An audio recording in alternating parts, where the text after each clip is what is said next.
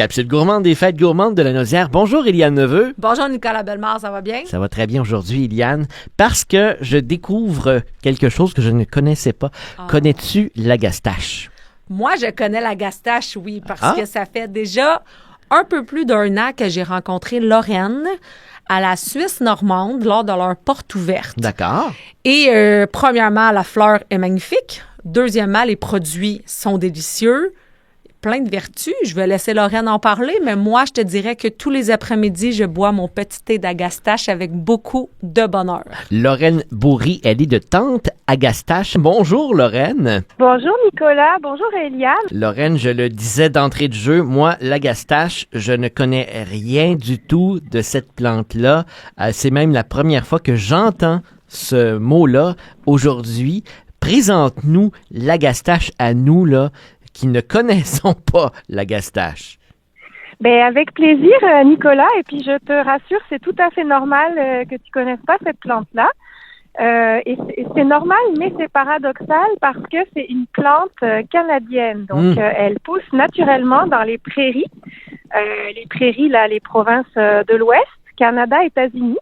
Donc, on la considère comme une plante indigène, même au Québec. Elle est uniquement nord-américaine. On la trouve pas dans la nature en Europe. OK. Et c'était une plante qui était très importante pour les Premières Nations des prairies, donc ceux qui vivaient dans des tipis et qui chassaient le bison pour situer à tout le monde.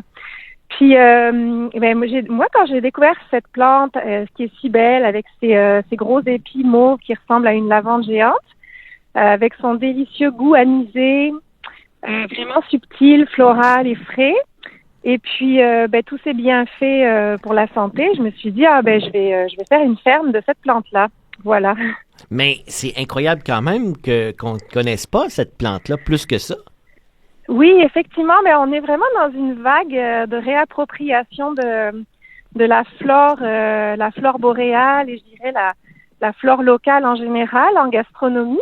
Il y a l'agastache, il y a le myrique baumier, le mélilo. Il y a plein de plantes, en fait, ici, qui pourraient parfumer nos aliments et qu'on n'a pas beaucoup utilisées parce qu'on était beaucoup sous l'influence soit de la nourriture industrielle, soit de l'Europe. Mais là, on est vraiment dans une vague de découverte, en fait, de redécouverte de plantes locales aromatiques. Ben, vive la vague. Vive Oui. cette vague.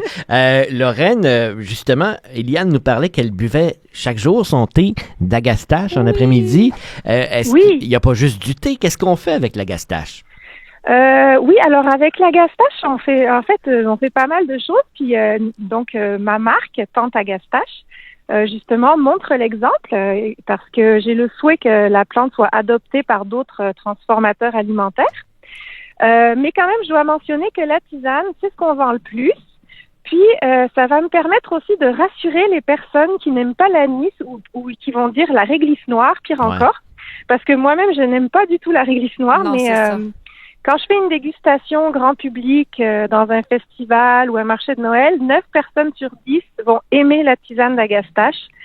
Et parmi ces personnes-là, il y en a 2 ou 3 qui vont se mettre à en boire tous les jours. Donc, ils vont devenir des inconditionnels. Des fans. Donc, comme Éliane. Voilà. Exactement. Voilà, en fait, moi, exactement. j'aime beaucoup le thé à la base. Uh-huh. Puis là, c'est vraiment fabuleux d'avoir un produit de la Naudière, Ben oui. d'avoir un produit d'ici, puis d'avoir un produit avec plein de vertus également. Lorraine Bourry, vous le disiez, c'est à Saint-Émilie de l'Énergie qu'on peut aller vous voir pour découvrir vos produits et l'agastache. Mais on pourra aussi découvrir tout ça aux Fêtes gourmandes de la Naudière cette année. Oui, j'ai très hâte. Est-ce que je peux ajouter au sujet des produits aussi qu'ils sont zéro déchet, nos produits? C'est quand même, ça vaut la peine d'être mentionné pour les personnes qui ont la fibre écolo.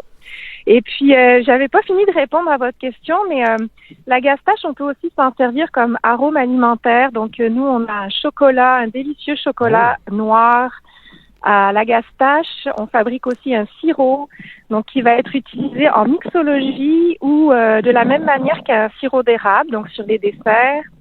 On a aussi un mélange d'épices qu'on a ciblé pour les poissons, donc notamment pour les gens qui pêchent la truite. mais qui est très bon aussi avec plein d'autres choses, le riz, le tofu, le poulet. Wow. Et puis on a aussi des confitures, donc on fait une délicieuse confiture zucchini, citron et agastache certifiée bio. Donc, mais ça, c'est ça. L'agastache, en fait, se cuisine à tous les stades du repas, donc du cocktail au dessert en passant par le plat principal, la salade.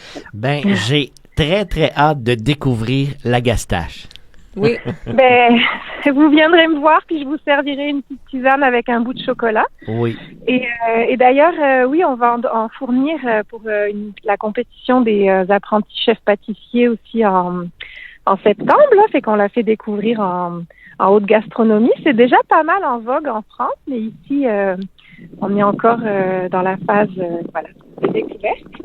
Et puis, on fait aussi on lance aussi en collaboration avec la ferme Lavier à Saint-Zénon, on fait aussi découvrir les micro-pousses d'agastache, toujours pour la haute gastronomie. Ben, c'est merveilleux. Plein de découvertes à faire cet été aux Fêtes gourmandes de la Naudière, entre autres, ou directement chez Tante Agastache. Oui, on peut commander en ligne aussi, si je ne me trompe pas, hein, Lorraine? Oui, vous pouvez commander en ligne, puis à partir du 24 juin, donc jusqu'à la mi-septembre, vous pouvez venir visiter notre jardin d'interprétation de l'Agastache à Saint-Émilie. Donc, la visite libre est gratuite et ça vaut vraiment le détour. C'est magnifique. C'est comme un champ de lavande géante avec un circuit de découverte sur la plante, la distillation de l'huile essentielle, les arômes naturels, l'agroécologie, voilà. Ben, à découvrir, et puis on se dit à très bientôt, Lorraine Bourry, parce que je vais aller faire un tour à Saint-Émilie directement, mais on se voit aussi au mois d'août du côté de Saint-Jacques, au Parc des Cultures Bernard Landry, dans le cadre des Fêtes gourmandes de la Naudière. Ben, c'est super, puis merci beaucoup, puis je suis très contente de passer sur CFNJ. Alors, on est content aussi de vous avoir parlé aujourd'hui dans cette capsule gourmande. OK, alors à bientôt. Bye bye. Merci Lorraine. Merci. Lorraine Bourry de Tante Agastache. Quelle belle découverte pour moi, ça. Vraiment une super découverte, comme elle a dit, de l'apéro au dessert. Sérieusement, la gastache, c'est versatile. Tout le monde va adorer ça et on est très content de les avoir aux Fêtes gourmandes comme nouveauté cette année. 20e édition. Eliane, rappelle-nous les dates. Le 13 et le 14 août, mesdames et messieurs, on vous invite à venir manger et boire avec nous avant le spectacle qui sera les spectacles respectivement présentés le mercredi et le jeudi sur la Sainte-Chaloto. Et du 15 au 17, venez visiter nos exposants, voir la zone de famille. On aura toute l'activité sur le site qui sera disponible en activité. On vous attend. Donc, fêtegourmande.ca pour les billets. À bientôt, Eliane. Merci, à bientôt.